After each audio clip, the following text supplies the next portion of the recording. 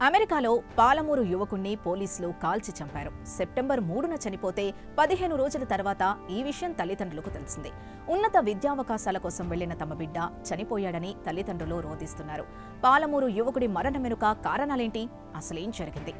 పాలమూరుకు చెందిన నిజాముద్దీన్ 2016లో ఎంఎస్ కోసం అమెరికా వెళ్లాడు. యూనివర్సిటీ ఆఫ్ ఫ్లోరిడాలో చేరాడు. ఎంఎస్ తర్వాత కాలిఫోర్నియాలో జాబ్లో చేరాడు. 6 నెలల క్రితమే కాంట్రాక్ట్ ముగిసిపోవడంతో ఎక్స్టెన్షన్ కోసం ప్రయత్నిస్తున్నాడు. ఈ నెల 3న అతని రూమ్మేట్తో ఏసీ విషయంలో గొడవ జరిగింది.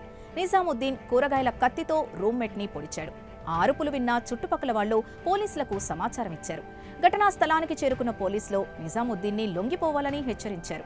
కానీ అతడు పోలీసుల మాట వినకపోవడంతో 4 రౌండ్లు కాల్పులు జరిపారు. ఆ కాల్పుల్లో అక్కడికక్కడే చనిపోయాడు.